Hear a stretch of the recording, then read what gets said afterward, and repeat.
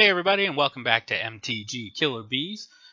This week I just want to do a short opinion video because I'm a little sick, so I apologize if my voice cracks up while I'm talking here. But Ultimate Masters, everybody's talking about it, just was announced by Wizards that it's coming December 7th. So if you don't know, Ultimate Masters is going to be a Masters reprint set that has, if you buy a booster box, this is a big deal of the set. Every booster box comes with one ultimate box topper, which is basically just a masterpiece version of one of the mythics or rares from the set. And the set already has a ton of good reprints in it, things that we haven't seen reprinted in a while or ever, such as Karn Liberated is in the set, and that's possibly one of the ultimate box toppers. That's not what I wanted to talk about. What I wanted to talk about was Wizards' weird choice in the management of the art on the box toppers. So, for example, let's bring up the first one here. And this is Karakas. This is an older card, but if you look, the card on the right, that'll be in the regular set. The card on the left is a box topper, so that could be the card you get as your ultimate box topper. I do think the style looks good, I like it, but if you notice, some of the art on the box topper version has been cut off. You don't see the full picture that you see on the right. It's basically, they just zoomed it in and had to chop it off so they could get the wider frame card art. Which makes sense for Karakas, that's the original art. It was only ever painted in that format.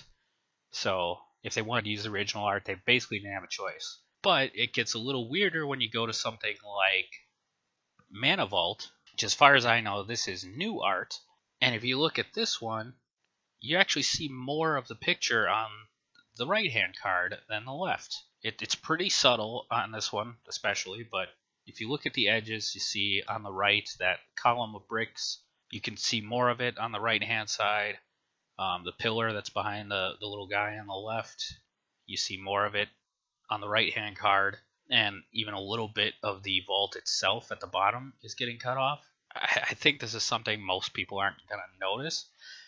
The next card, it becomes super obvious, at least to me, and that's the new Demonic Tutor. I think that looks amazing in both versions, but it's super obviously cut off in the Ultimate Box Topper version, and it also doesn't have flavor text. Why? This is a new piece of art. Why didn't they commission the wider one for the box topper and then cut that one up for the regular card? It seems like the box topper, the premium version, should be the premium version. It should have, that one should have the flavor text. That one should have the better view of the art. And then there is one final card I wanted to look at, which is Karn Liberated. So they're reprinting Karn Liberated, clearly. But because of the way the original card was drawn, if you look at that card on the right, it's basically identical to the original one. You can see his legs behind the rules text, and if you look at the top, he's going outside the normal card frame. His shoulder is like right under the A in Liberated. If you go over to the box topper version, they've actually shifted him a little bit. He's shifted to the left slightly. The point of his shoulder is like now between the R and the A rather than almost directly under the A. But they realized too, because of the way the original card frame was drawn with rounded edges, they would have to actually draw in more art, like that rock behind him extending. They had to draw that extra, and they had to draw more sky in the background on the right-hand side of the card. So they clearly could have done it. They did it with this one. They took an old card and painted in new art. So you're actually getting more with the UMA version, the Ultimate Box Topper version, I should say, than you would with the regular non-premium version. So it's just a weird thing that struck me. I just wanted to talk about it a little bit. What do you guys think?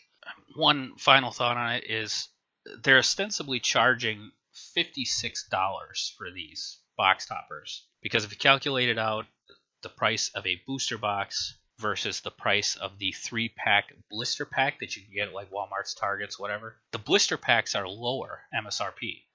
So if you bought 24 packs worth of those versus a box, the box comes out MSRP is $56 more, rounding. So basically the box topper they're charging you $56 for. I like the box toppers. I'm glad they did it. I like the way they look. But if I'm paying $56 for a card and I don't even know what card it's going to be, I want that card to be amazing and perfect in every way. I want to see more of the art.